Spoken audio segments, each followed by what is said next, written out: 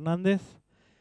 Y pues este hermano está aquí por motivo de la boda de su hija Abril y de su yerno Víctor, a que todos ya conocemos, ¿verdad?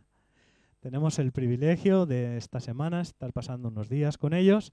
Quiero también presentar a su esposa y a su cuñada, ¿verdad? Es así, ¿no?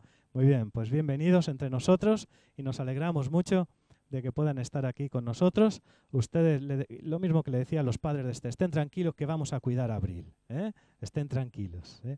Y si no, Víctor, ¿no? Que seguro que lo va a hacer. Tú el primero, ¿verdad? Muy bien, pues nuestro hermano, él es un siervo de Dios, en su iglesia tiene un ministerio de enseñanza, de predicación de la palabra, y es un gusto en esta mañana el poderle ceder este lugar para que él pueda presentar la palabra al Señor. Así, hermano, que Dios te bendiga.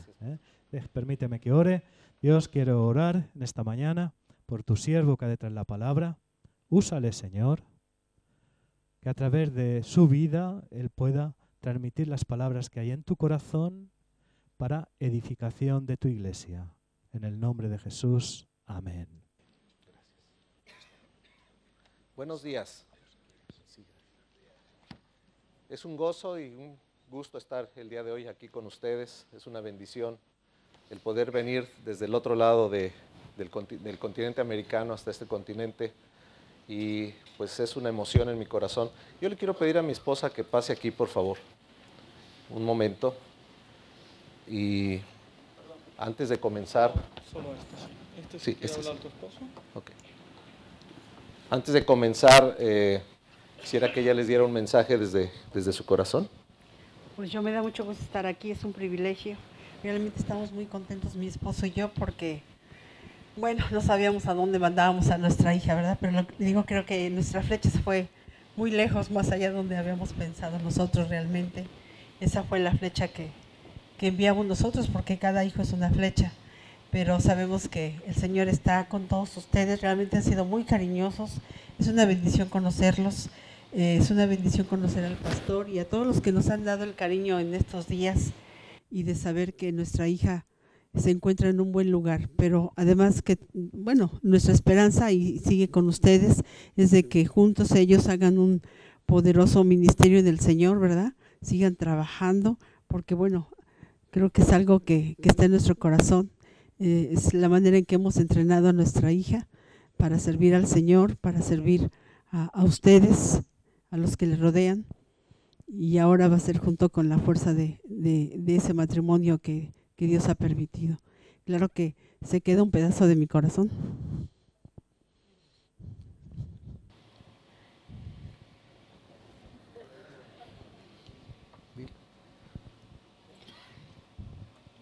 Pero pues así vemos el propósito de Dios, ¿verdad? Y considero que en Él está puesto nuestras esperanzas y nuestro gozo. Dios les bendiga y nos da mucho gusto estar aquí, es un privilegio para nosotros, sabiendo que es una congregación amada del Señor y que ustedes aman al Señor, y estamos muy gozosos, porque hasta eso, cuando enviamos a nuestra hija que hiciera acá el máster, pues mi esposo buscó una congregación donde ella se pudiera reunir, así que el culpable es él.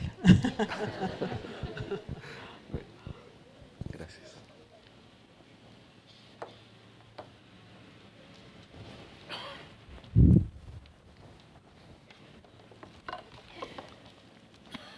Bueno, vamos a la palabra de Dios, ¿les parece bien?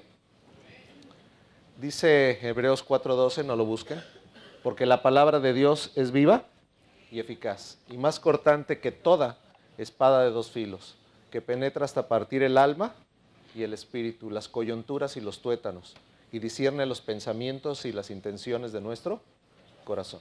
Ante esa palabra nos vamos a encontrar el día de hoy. A ver, díganlo conmigo, porque la palabra de Dios es viva y eficaz, y más cortante que toda espada de doble filo, que penetra hasta partir el alma y el espíritu, las coyunturas y los tuétanos, y discierne los pensamientos y las intenciones del corazón. ¿Saben por qué es viva? Porque es Jesucristo. Él es la palabra. ¿Saben por qué es eficaz? Porque Dios habla su palabra creadora y cumple su propósito para lo que Él la ha enviado. ¿Amén? Perfecto. Esta mañana he titulado el mensaje, de hecho está ahí en los boletines, una historia de esfuerzo, valentía y libertad, y está basada en la vida de Gedeón.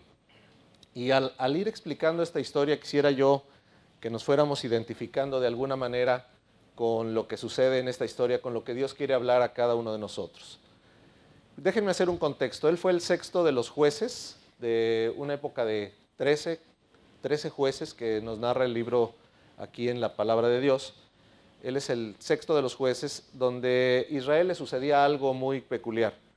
Era un tiempo en el que estaban muy bien con Dios, alabando a Dios, bendiciendo a Dios, obedeciendo a Dios, pero dice veces repetidas en el libro de los jueces que lo que sucedía es que desobedecían a Dios, se olvidaban de Dios, adoraban a otros dioses y Dios los entregaba en manos de sus enemigos.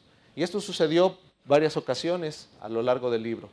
Pero en cada ocasión Dios levantaba un líder, Dios levantaba a un hombre y en uno de los casos levantó una mujer llamada Débora para poder guiar y llevar a libertad al pueblo. Así es que todo el libro es una historia de libertad, una historia de esfuerzo, una historia de caída y de levantarse, de estar abajo y después de estar en donde Dios quería que ellos estuvieran, en la adoración y en la comunión con Él. Y en el tiempo de Gedeón sucedía que había un pueblo que se llamaban los madianitas y los amalecitas, enemigos acérrimos del pueblo de Israel. Estos dos pueblos, porque eran tres facciones, eran los madianitas, los amalecitas, y había unos extras, los hijos de Oriente, dice así, ¿verdad? Así como una multitud que venía con ellos para hacer de las suyas con el pueblo de Israel. Y en el contexto es que así como habían hecho lo malo, Dios los había entregado a estos pueblos. 7 años duró esta situación. Eran tan malos los enemigos de Israel que esperaban a que ellos cosecharan, a que ellos pusieran sus animales, los tuvieran ya bien gorditos a punto, que tuvieran sus cosechas, venían y se las destruían todas. Y así cada año que venían, empobrecían al pueblo de Israel. Ellos tenían la capacidad de multiplicar las cosas, pero debido a su situación, al haberse olvidado de Dios, estos pueblos venían y los empobrecían. Y un buen día clamaron al Señor, dijeron ya después de 7 años, ya basta, ya queremos que Dios nos ayude a acabar con esta situación. Ahora sí se acordaron de Dios, ¿verdad? Ahora en medio de esa situación, en medio de las dificultades, se acordaron de Dios. ¿Alguno de nosotros nos identificamos? Que muchas veces andamos bien, la economía está perfecta, no nos falta nada, pero nos hemos alejado de Dios, nos hemos olvidado de Dios. Hemos dejado de lado las cosas de Dios. Vienen las situaciones difíciles a nuestra vida, que a lo mejor no nos toca en la economía, pero sí nos toca en las situaciones familiares, en las situaciones en las cuales nos duele, ¿verdad? Que ahí sucedan en nuestra familia, con nuestros hijos, o entre esposo y esposa. Y entonces nos acordamos de Dios y clamamos a Dios. Y Dios es fiel, y Dios responde. Dice que les mandó un profeta, un hombre que les recordó quién era Dios. Un Dios que los había sacado de las tierras de Egipto, un Dios que los había levantado, un Dios que los había hecho nación. Pero también les recuerda una cosa, pero se han olvidado de mí. No deja de decirles las dos cosas. Yo soy su Dios que los ha de libertar, los he libertado, pero ¿saben qué? Pero también han hecho lo malo. Y entonces entra en escena Gedeón. Ahora sí vamos con Gedeón, el juez, el sexto juez. Este Gedeón era un hombre de la tribu de Manasés, de los abieseritas. Era uno de los hijos de Manasés. Claro, ya habían pasado muchas generaciones. Y él pertenecía a este tipo de familias. Su papá se llamaba Joás. Y dice la palabra que bajó el ángel de Jehová y se puso a descansar debajo de una encina. Déjenme platicarles este tipo de árboles cómo son muy brevemente. Imaginen que este es el tronco, un tronco un poco más grueso que el púlpito, pero es un árbol que no crece muy alto, tal vez unos 4 o 5 metros, pero su follaje se extiende 8 metros hacia un lado y 8 metros hacia el otro. O sea, son árboles que no crecen muy altos, pero se expanden. Entonces dice que el ángel de Jehová desciende, pero fíjense lo que hace primero. Va, se sienta a descansar el ángel de Jehová debajo del encino y contempla a un joven que estaba por ahí recogiendo espigas, recogiendo cosas en el campo, porque ya venían los amalecitas, ya era el tiempo en que venían a destruir las cosechas. Y este varón Gedeón pues estaba recogiendo todo, se estaba apurando porque sabía que los tiempos malos venían, para esconder lo más que pudiera y pues que no pasara mucha hambre su familia. Y el Señor se le presenta y le dice: varón esforzado y valiente, el Señor está contigo. Gedeón, que era medio respondón, no sé si así se diga por acá, alguien que replica, alguien que cuando la mamá le dice algo, ¿verdad? Sí, pero, ¿verdad? O sea, responde inmediatamente, replica, no sé cómo le digan acá, pero replica de repente. Y así era Gedeón, porque no lo hizo una vez, aquí en la historia está que lo hizo varias veces. Señor, si de veras estás con nosotros, si es cierto que estás con nosotros, si es cierto que tú eres alguien que está con nosotros, ¿por qué estamos en esta situación? ¿Por qué estamos tan pobres? ¿Por qué vienen nuestros enemigos y nos hacen esto y aquello? Oye, en vez de que se quedara calladito escuchando al Señor, ¿verdad? Decir, pues ¿qué más me quiere decir el Señor? No, le empieza a decir, si de veras estás con nosotros, ¿por qué? ¿Por qué estamos en esta condición? Y entonces el Señor le dice que Él está con él y le pide una cosa tremenda. Tú vas a salvar al pueblo, a mi pueblo Israel. Pero ya quedamos que Gedeón era medio respondón, ¿verdad? Y ya me lo imagino diciendo, ajá, ¿y con qué? Yo no tengo, soy alguien que no tiene recursos, nací en una familia pobre y además soy el menor. ¿Cómo se atreve a decirle esto a Dios, verdad? Sabiendo que Dios era quien lo había creado y sabe todas las cosas, pero él dice, pues yo se lo tengo que decir a Dios. Ya que está aquí aprovechando que está delante de mí, yo le voy a decir las cosas. Primero, ¿qué le dijo? Pues que era pobre, que no tenía recursos para ir a defender al pueblo. Y lo tercero, que era el menor de su casa. Bueno, ¿y eso qué tiene que ver? Lo primero, bueno, estoy de acuerdo, no tenía recursos, estaban pobres. ¿Y lo otro? ¿Cómo que soy el más chiquito de mi casa y yo soy el menor? Pero si nos identificamos un poco con Gedeón, a veces nosotros ponemos el tercer pretexto, ¿verdad? No sabemos qué decirle a Dios. A lo mejor tú le dices, es que mis padres no son creyentes, ellos no creen en Dios. Pero Dios te está pidiendo que hagas algo, que te involucres en un ministerio, que estés ahí para servirle, para ir a servir a otros que necesitan oír de la palabra o a otros que necesitan recibir del amor de Cristo. Pero tú le empiezas a poner pretextos, tal vez los dos primeros son válidos, pero el tercero, nadie te lo cree. El tercero, es que soy el más chico. ¿Qué otra cosa podríamos decir? Es que yo no he estudiado, es que a mí no se me dio la oportunidad de ir a un colegio, es que a mí no se me dio la oportunidad de tomar los cursos en la congregación, ¿verdad? Y no estoy preparado. Y empezamos a buscar ese tercer pretexto en el cual no encontramos qué decirle a Dios. Pero queremos zafarnos de la situación y del llamado que Dios nos está haciendo. Así me imagino yo a este Gedeón estando delante de Dios y poniendo su tercer pretexto, ¿no? Sin embargo, el Señor le dice, ¿sabes qué, Gedeón? Tú vas a ir a libertar a mi pueblo. Dios ya tenía un propósito. Acuérdense que ahí en Romanos 4:17 dice que Dios es aquel que nombra las cosas que no son, ¿como si qué? Como si fuese. Si yo hubiera llegado en ese momento, o alguno de ustedes, y le preguntáramos a Gedeón, oye Gedeón, ¿tú te consideras un varón esforzado y valiente? ¿Qué nos hubiera dicho? Acuérdense que es respondón, ¿eh?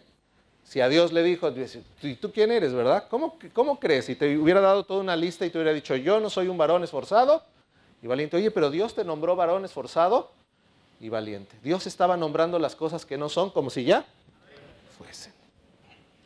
¿Habrá hecho eso el Señor en tu vida? ¿Habrá hecho alguna vez el Señor en tu vida nombrarte por palabra, por profecía, desde un mensaje desde aquí, aquello que tú no crees que eres, pero Dios ya lo vio en su soberana sabiduría hacia el futuro? Dios ya tiene preparado un nombre, un propósito para tu vida y para mi vida. ¿Y qué creen? No tenemos escapatoria. ¿Quién se le puede escapar al Dios vivo? Nadie. Entonces Gedeón no le quedaba otra. Y Gedeón era como muchos de nosotros, lleno de temores, lleno de dudas, lleno de situaciones en su vida en las cuales pues él conocía sus limitaciones. ¿Tú conoces tus limitaciones? Sí, ¿verdad? ¿Sí conocen sus limitaciones? Y las podemos enumerar todas.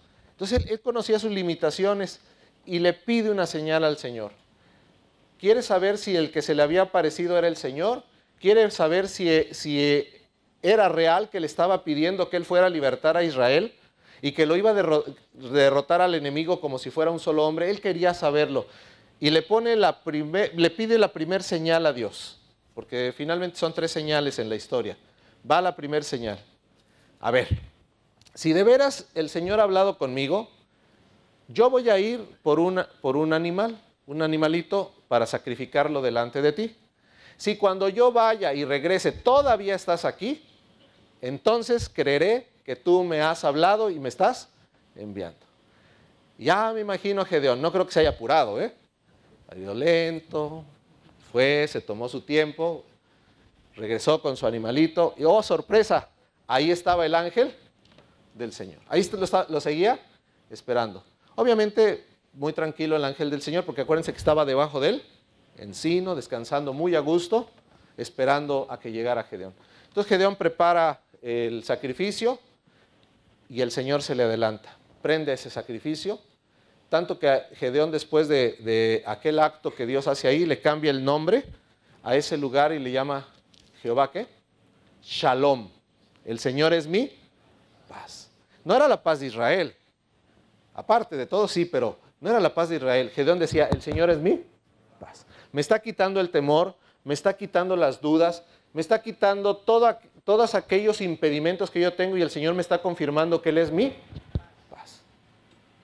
Si sacamos por analogía la enseñanza de la palabra es, toda duda, todo temor, toda situación en tu vida, toda limitación, solamente la puede contrarrestar la paz de Dios. Y sabe una cosa, que el Señor es tu paz. Y el Señor Jesús dejó su paz entre nosotros y dijo que Él nos dejaba su paz no como la que el mundo da. El mundo da la paz con trabajo, con euros, con comodidades, con saber que perteneces a un lugar. Pero el Señor te da una paz más allá que la que da el mundo. Es esa paz que está en tu corazón, en tu interior, que prende la llama del Espíritu Santo para saber que tú le perteneces a Él y que pase lo que pase, suceda lo que suceda a tu alrededor, el Señor está contigo. No importa qué suceda inmediatamente, no importa qué vaya a suceder en el futuro y no importa lo que haya sucedido atrás, pero el Señor es tu paz. Y podrás estar en medio de circunstancias muy difíciles, rodeado a lo mejor de situaciones que te pueden atemorizar, pero si la paz del Señor está contigo, tú vas a poder ir con el Señor a la empresa, al propósito al que Dios te ha llamado. Amén.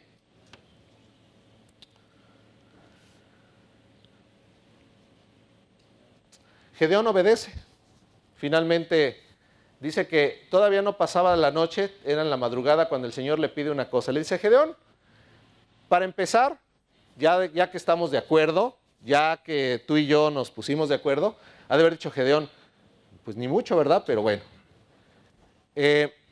vas a ir a destruir las imágenes, el altar de Baal y la imagen de acera que se encuentra junto a este altar. Curiosamente, y leyendo y releyendo ahí el pasaje, eran imágenes que su papá tenía en su casa. El papá de Joás tenía estas imágenes, imagínense nada más. Pero eran imágenes que adoraba todo el pueblo. Entonces era un lugar importante y le dice, y una vez que las hayas destruido, rómpelos y con la madera vas a hacer un sacrificio en el lugar más alto y ahí me vas a dar un lugar y me vas a dar la gloria y la honra. Total, toma 10 personas con él, se van a escondidas, tiran el altar de Baal, lo hacen cachitos, lo hacen pedazos y van y establecen un altar y él pone un holocausto ahí que ofrece al Señor.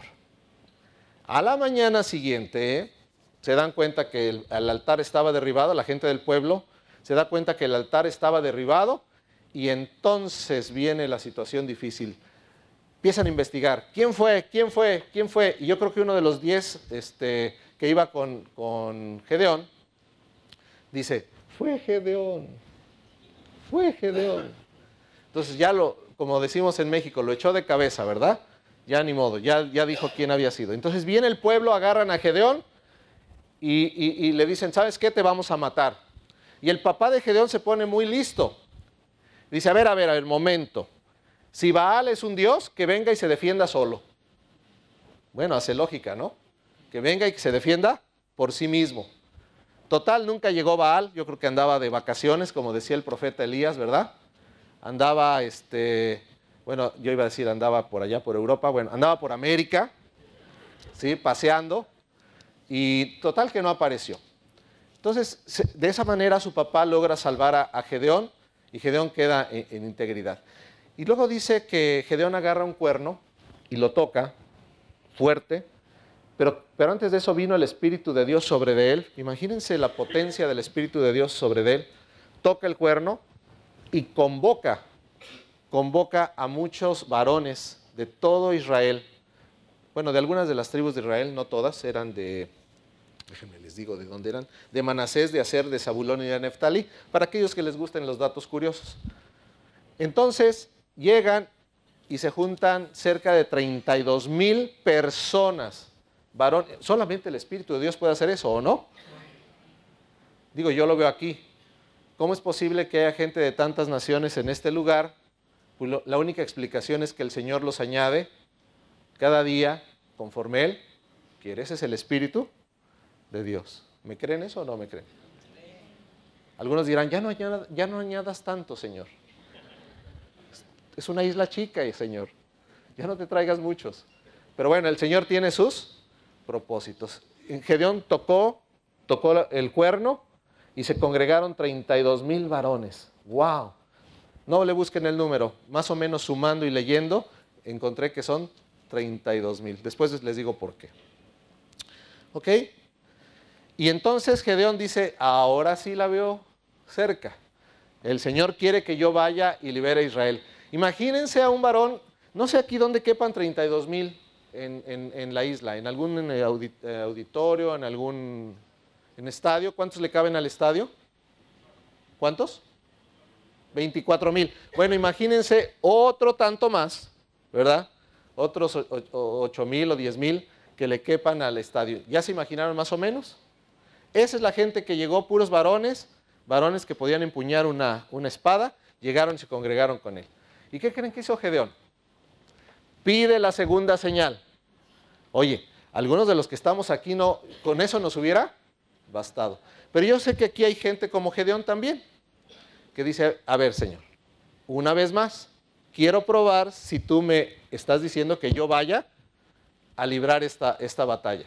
Y entonces agarra un pedazo de lana, no sé si pueda, bueno, este es mi pedazo de lana, lo ponemos aquí, le dice, Señor, a ver, yo te pido que mañana que yo venga, el vellón esté lleno de agua y alrededor esté seco.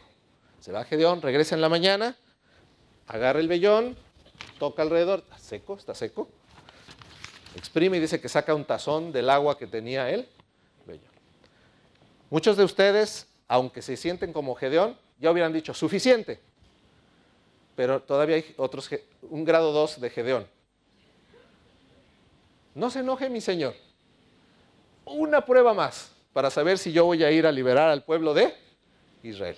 Pone el vellón y le dice al Señor, ahora yo te pido que afuera esté mojado y el vellón quede seco. Ah, está más difícil. Se va, regresa al otro día.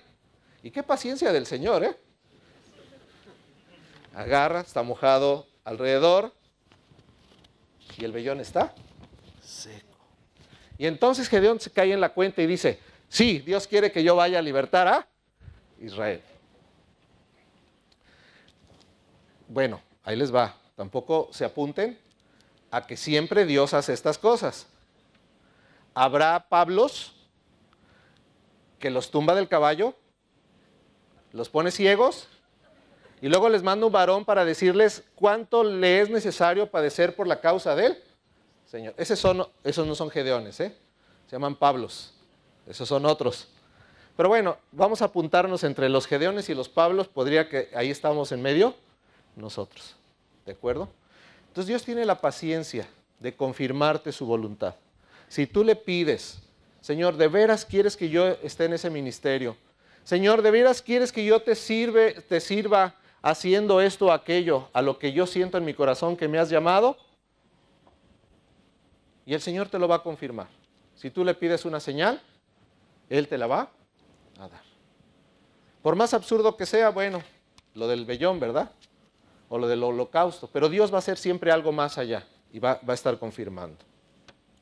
Muy bien, perfecto. Y entonces llegamos al punto con Gedeón en el que él obedece. Dios le da, ¿cuántos hombres le dio? 32,000 hombres. Y Gedeón se siente, después de la confirmación del vellón, fuerte, valiente. Y el Señor empieza, así es el Señor, para los Gedeones. ¿Sabes qué, Gedeón? Son muchos los que llevas. Si vas a la batalla y ganan, no vaya a decir el pueblo que por sí mismo se liberó, se salvó. Te los voy a probar.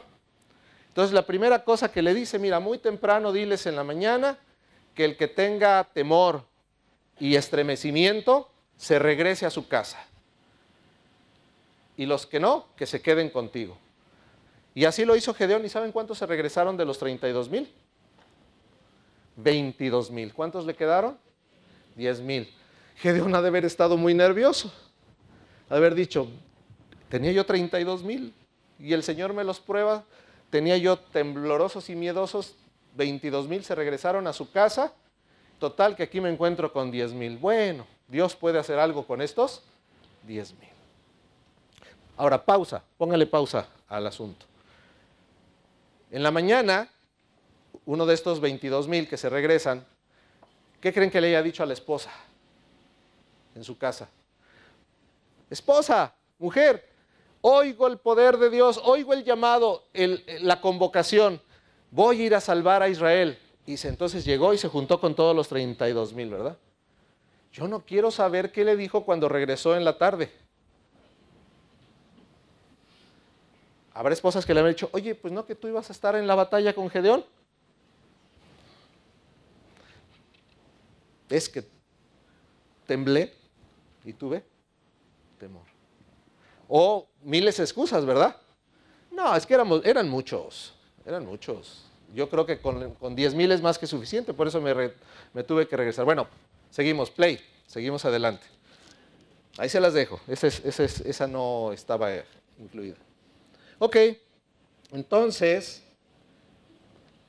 viene el Señor y le dice, Gedeón, todavía son muchos. Híjole, Gedeón ha de haber estado. No puede ser, ya 10,000 ya son pocos. No, te los voy a volver a probar. Y entonces le hace una prueba bien especial, ahora sí, a cada uno de los hombres. Ya no le es una pregunta, es una señal que Dios le va a dar a Gedeón para poderlos probar. Para ver su actitud, para ver su aptitud en cada uno de ellos, si estaban listos o no para ir a la batalla. A ver, yo quiero 2 varones que me ayuden. 2 jóvenes, si pueden pasar aquí conmigo. A ver, los de la alabanza siempre son muy atrevidos, ven. Pásenle aquí conmigo. Entonces aquí vemos 10,000, yo estoy con ellos. Somos 10,000, ¿verdad? Los que estamos aquí. Y va a venir la prueba.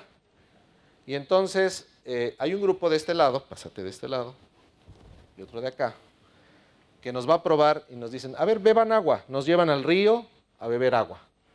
Y entonces él y yo, para eso traemos lo más que podemos en armadura, ¿verdad? Claro. No te imagines las armaduras de metal y todo esto. ¿De qué eran más o menos te imaginas? De paja. De cuero, paja, de lo que pudieran, ¿verdad? Que cubrían sus rodillas, sus brazos. Y ahí estamos, ¿verdad? Medio acartonados. Acá está nuestra espada, ¿verdad? Y nos mandan beber agua. Entonces nosotros somos de los que no nos quitamos nada de nuestra armadura. Entonces vamos a beber. Ahí está el río, vamos.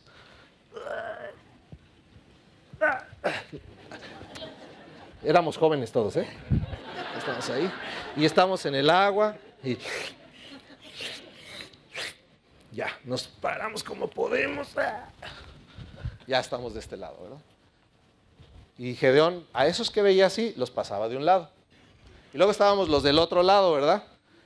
Vamos a beber, mira cómo beben agua estos. Vamos a quitarnos nuestra armadura, tranquilitos, la espada de este lado, ahora sí vente. Vamos a beber agua. Ay, qué a gustito. Pues de una vez nos damos una lavadita. Vamos para arriba. Está rica, ¿va? Está fresca, está fresca. Y ya estos nos puso del otro lado. Números. De este lado éramos 300. Y de este lado, 9,700. Ya de haber dicho Gedeón, todavía expectante, porque el Señor todavía no le daba la resolución. ¿Me va a regresar a estos? 300. No, ¿qué creen que hace el Señor? Dice, regresa a los de este grupo. Nos regresan, ¿verdad? A nuestra casa.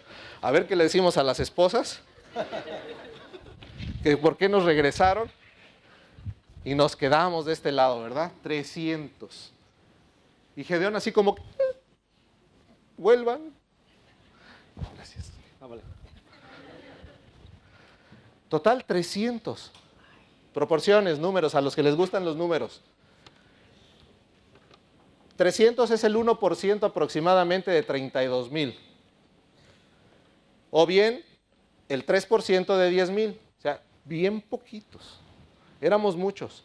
Señor, si con tu Espíritu Santo pudiste convocar cuando yo toqué el cuerno a tanta gente y luego ya que llegaron, ya que estaban listos, me los regresas. Y luego otra vez me los vuelves a regresar.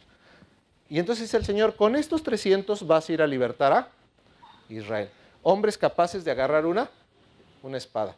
Pero espérense, todavía Dios no ha terminado. Dios no ha terminado. Van a la batalla, están listos. Pero el Señor conocía a Gedeón, el Señor te conoce a ti y me conoce a mí. A Él no lo podemos engañar. Si a pesar de todo, lo que ya te ha dicho, lo que te ha confirmado, lo que has oído de otros, y el Señor ha puesto en tu corazón, Él sabe si todavía estás lleno de temor. Él todavía sabe si queda algún temor en tu vida. Él lo sabe perfectamente. A Él no lo podemos engañar. Y entonces la tercera señal ya no la pide Gedeón. Y él estaba ya muy nervioso. Dios se la da. Le dice, Gedeón, si vas a ir al campamento de los enemigos, te vas a ir escondiendo en la noche y vas a llegar hasta cierto lugar y vas a escuchar lo que ellos dicen. Y si tienes temor, llévate a tu siervo Fura. Total, que sí se llevó a Fura, dice la Escritura. Entonces quiere decir que sí tenía, ¿qué? Temor. Él tenía temor, porque le dice, si tienes temor, hazte acompañar de tu siervo Fura. Y se lo lleva. Conclusión, sí, solo sí se llevó a Fura, entonces tenía temor. Bueno, ahí dando una sentencia final, ¿verdad? Entonces se lleva a Fura, llegan hasta el campamento, no, obviamente no los ven, y escuchan la conversación de dos soldados.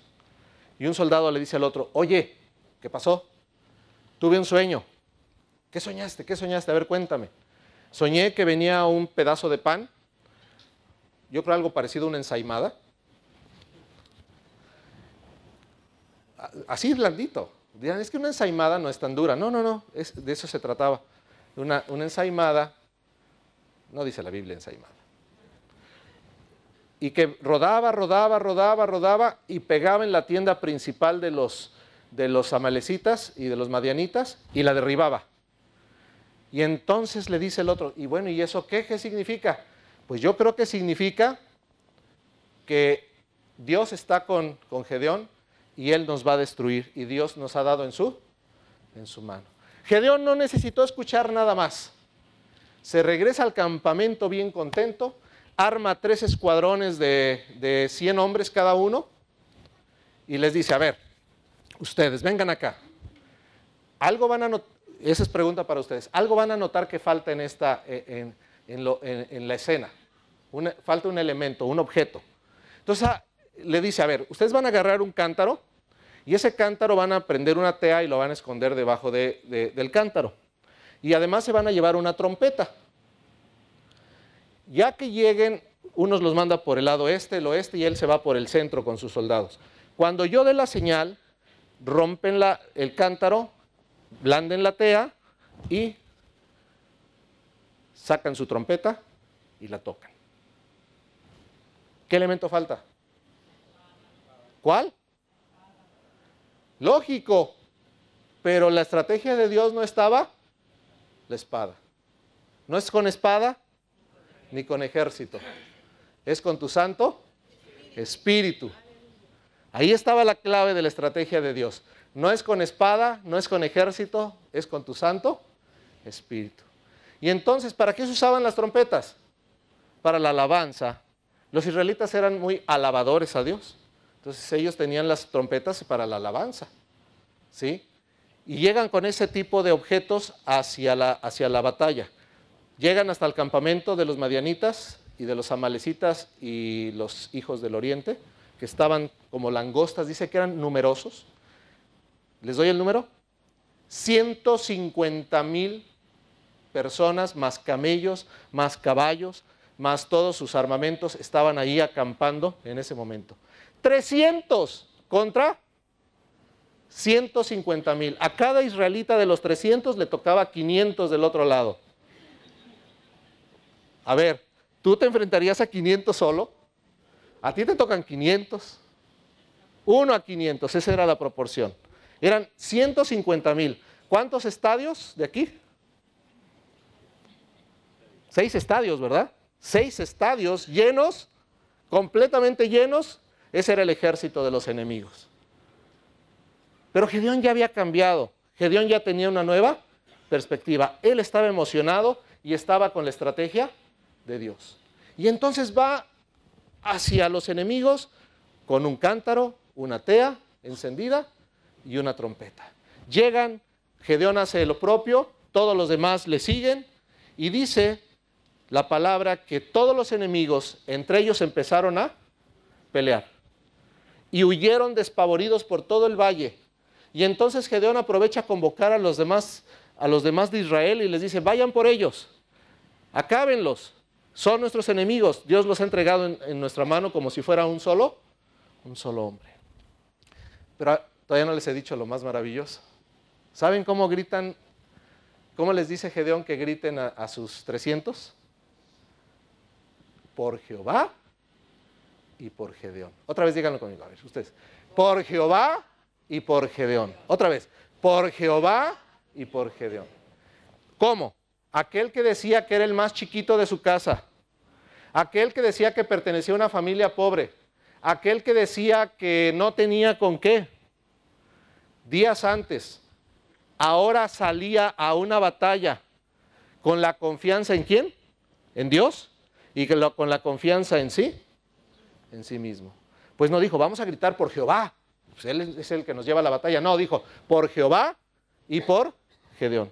Pues sus enemigos estaban atemorizados porque Jehová había entregado a ellos en manos de Gedeón. Entonces él sale con una perspectiva diferente, sale con la visión de Dios cumpliendo el esfuerzo y la valentía que Dios había proyectado en él días antes a través de su profecía con su palabra, se cumple en la vida de Gedeón. Bueno, yo te quiero decir esta mañana lo siguiente. El Señor ya ha hablado sobre ti. El Señor te conoce aún antes de que fueras formado en el vientre de tu madre.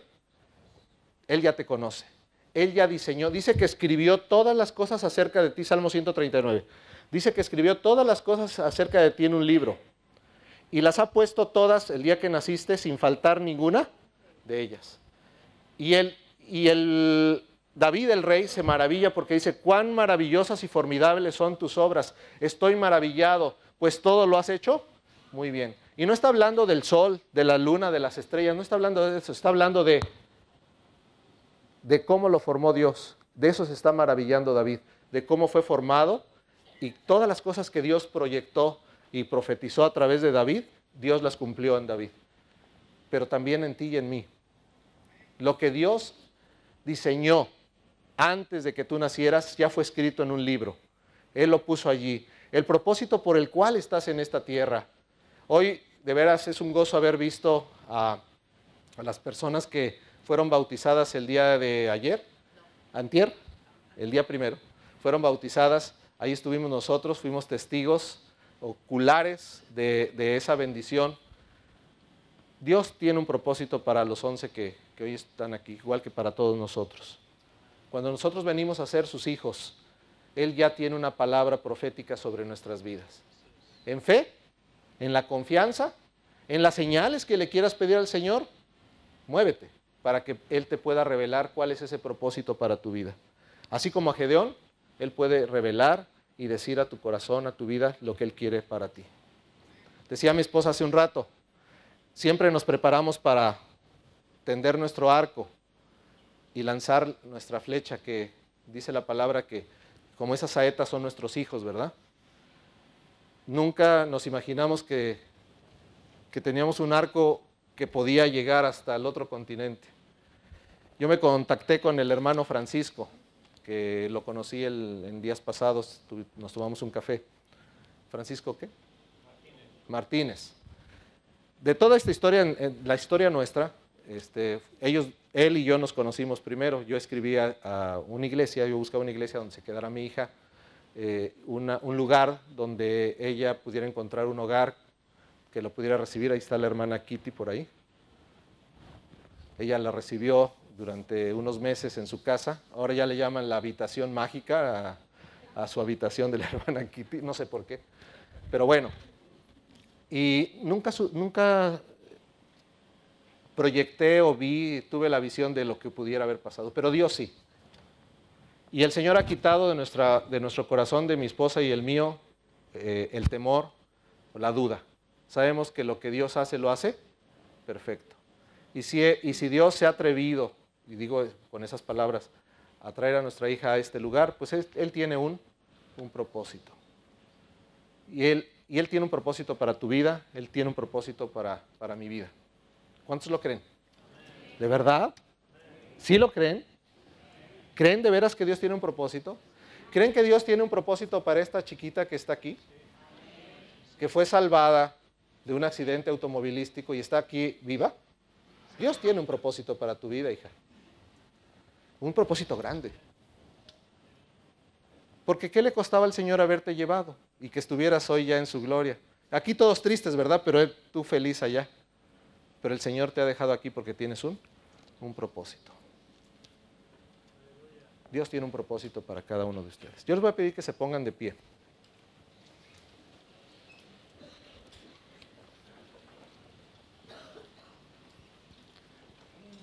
Y quisiera hacer una oración. Yo sé que no nos daría tiempo de cada uno de ustedes, pero en el Espíritu y de parte del Espíritu de Dios, Él va a estar tocando su corazón, su mente, sus intenciones, porque nos exponemos desde el principio a la palabra de Dios viva y eficaz, que penetra hasta partir el alma, tu alma y tu espíritu, tus coyunturas y tus tuétanos, tus pensamientos y las intenciones de tu corazón. Voy a hacer una oración yo primero y después le voy a pedir que me acompañen orando para que el Señor selle su palabra y el mensaje de esta mañana en sus corazones. Amén. Cierren sus ojos. Padre bendito, Señor, en el nombre de Jesús, yo quiero declarar que tu palabra viva y eficaz ha llegado a nuestra mente y a nuestro corazón. Y que en esta hora, Señor, tú has hablado a jóvenes, a niños, a adultos, Señor, en esta hora, no importando la edad, no importando la condición o el tiempo que estén viviendo. Pero, Señor, que tú tienes un propósito para su vida. Y ese propósito está aquí presente. Señor, revélalo. Revélalo a través de tu Espíritu Santo. Aunque te pidamos señales, Señor, concédenos que a través de las señales entendamos que es tu voz, que es tu palabra. Yo sé que hay personas aquí, Señor, que en este día y en esta hora llegaron para escuchar este mensaje. Y les estás confirmando a su corazón, les estás confirmando en su mente, Señor, tus propósitos. Porque los has inquietado en el pasado, no en el pasado remoto, en el pasado cercano, los has estado inquietando para que te sirvan, Señor. Los has estado inquietando, Señor, para ese llamado.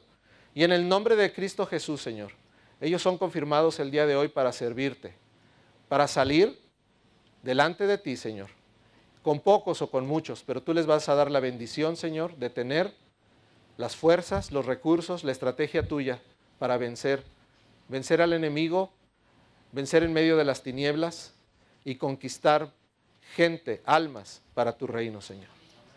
Aquí están, Señor, listos para ir contigo. Pero sigue preparando corazones, sigue preparando vidas en la palabra, en la estrategia, Señor, para un futuro también. Porque esta iglesia es un faro que han de ver muchas naciones. Por esta tierra, Señor, sé que por el oeste entran vientos que pasan por la isla, todo el Mediterráneo, rebotan en las costas de Israel y regresan otra vez pasando por la isla y saliendo hacia el mar abierto, traspasando la península, para llevar tu palabra tanto al este como al oeste, tanto al norte, que está tan necesitado de tu palabra, como al sur, donde hay mucha idolatría y no te conocen, Señor, donde adoran a otros dioses, Señor. Pero tú quieres ser adorado en espíritu y en verdad por todas las naciones. Y este punto es un punto de encuentro. Y este punto, Señor, es un punto en el cual tú has puesto un faro que alumbra a todas las naciones. Pero dirán muchos, ¿cómo nuestro faro se va a ver? No es posible que se vea tan lejos. Pero tú, Señor, has dispuesto este faro con la luz de tu Espíritu Santo. Con las 7 lámparas que alumbran delante de tu trono, están dispuestas en este faro. Y son las que dan la potencia a este faro, porque tú has levantado a esta iglesia y has levantado a esta isla, Señor, para bendición de muchas naciones, Señor. No en balde estás haciendo lo que estás haciendo, Señor, de congregar mucha gente, Señor, de habla hispana. Mucha gente, Señor, de habla anglosajona, Señor. Gente de Alemania, Señor. Gente de todas las naciones, Señor. Y aún hay quien dice que faltan chinos aquí, Señor. En el nombre de Jesús, Señor. Declaramos que aquí hay bendición. Fortalece a su pastor, Señor. Dale un renuevo, una visión, Señor, desde sus huesos, sus carnes, Señor, su mente, su corazón, Señor. Enciéndelo con el gozo, Señor. Enciéndelo con la sabiduría, con lo que tu Espíritu Santo, Señor, le quiera dar. Confírmale sus visiones, Señor. Quítale sus temores, Señor. Y dale la bendición de salir y vencer con la alabanza, con la luz, con ese cántaro, Señor. No es con espada, no es con ejército, es con tu Santo Espíritu. Ahora repitan conmigo: Señor, yo estoy delante de ti, dispuesto para recibir de tu Espíritu Santo la guianza, el ministerio, en lo que tú quieres que yo me mueva. Solamente te pido que me llenes de tu gracia, que me llenes de poder y de deseo para hacer tu voluntad, pero que la haga con alegría. Derrama tu gracia en mi vida. Derrama tu bendición. Hazme ser una luz que no esté debajo de la mesa, que se ponga arriba de la mesa para que alumbre, como es propio de una luz. Pero yo soy una luz en Cristo Jesús. Soy una luz que debe alumbrar a todo hombre para que puedan conocer a tu Hijo Jesucristo. En el nombre de Jesús. En el nombre de Jesús. Amén. Dios les bendiga.